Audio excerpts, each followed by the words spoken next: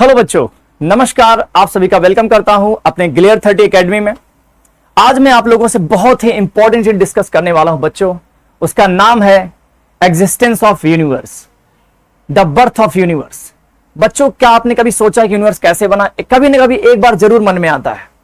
सब ये कहा जाता है कि सबसे पहले ब्रह्मांड में कुछ था ही नहीं, ना तो एनर्जी थी, ना मैटर था, और ना ही उनके बीच में कोई स्पेस था। लेकिन जैसे जैसे समय आगे बढ़ता है चीजें बदलती हैं। ऐसा माना जाता है बच्चों कि शुरू में कुछ छोटे छोटे पार्टिकल बन चुके थे जब ब्रह्मांड की शुरुआत हुई थी, जैसे इलेक्ट्रॉन, प्रोटॉन, न्यूट्रॉन, और वो आपस में बहुत तेज गति से घूमने लगे, बहुत तेजी से। और कहा जाता है कि अचानक वहां ब्लास्ट होता है, और उस ब्लास्ट के होने के बाद पूरा का पूरा ब्रह्मांड ही बदल गया। अगर कहा जाए तो हमारे इस ब्रह्मांड का जन्म होता है जस्ट उस ब्लास्ट के बाद। और यहीं पर बच्चों मैं कहना चाहूंगा एनर्जी डेवलप हुआ और मैटर क्रिएट हुआ, और एनर्जी और मैटर ने मिलकर इस पूरे ब्रह्मांड का निर्माण ही कर दिया बच्चों। है ना कमाल की बात? और अगर मैं बात करूं अपने सोलर सिस्टम की यार, जिसमें हम लोग रह रहे हैं, एग्जैक्टली उस सोलर सिस्टम में हमारा जो अर्थ है जिसके अंदर हम लोग रहते हैं, और हम एक ह्यूमन बॉडी है, एक एनिमल है, एक सेलुलर लेवल पर देखा जाए तो केमिस्ट्री की शुरुआत हमारे सेल से हो जाती है। यानी कि केमिस्ट्री क्या है? Mother of science. मानते हैं कि नहीं बच्चों ये बात? तो बात करते हैं बच्चों एटम के बारे में और इन चीजों के बारे में जहां से केमिस्ट्री की शुरुआत हो चुकी है इस दुनिया में। केमिस्ट्री यहीं तक नहीं थमता है बच्चों। चाहे स्टार हो, चाहे ह्यूमन बॉडी हो, चाहे स्पाइन हो, चाहे आपका कोई भी सेलुलर लेवल पे कोई भी चीज, चाहे एलिमेंटल लेवल पे आप चाहे सिल्वर ले लो, गोल्ड ले लो, चाहे आप रॉक ले लो, जर्म्स ले लो, बैक्टीरिया ले लो, कहां नहीं है केमिस्ट्री? हर जगह है बच्चों। अगर आप एक्सरसाइज करते हैं, दौड़ते हैं, भागते हैं, तो भी आपको डॉक्टर क्या सजेस्ट करते हैं? मिनरल और विटामिन आप उसको खाएं, आप हेल्दी रहेंगे। उन सब में क्या पाया जाता है फाइनली? आप मुझे बताइए। वो है एटम।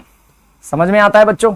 तो इस तरीके से हम इस केमिस्ट्री को और भी बहुत बारीकी समझ सकते हैं।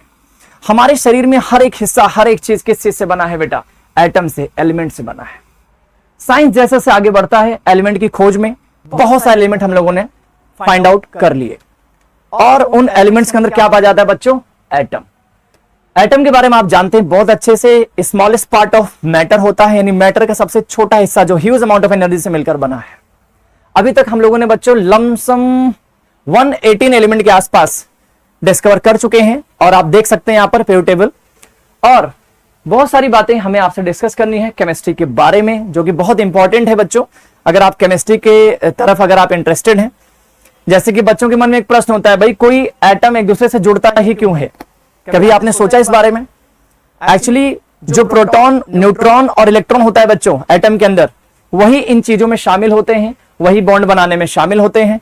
यानी कि इलेक्ट्रॉन जो बेसिकली अगर कहा जाए, जब वो शेयर होता है किसी एटम के साथ, तब जाकर बॉन्ड बनता है।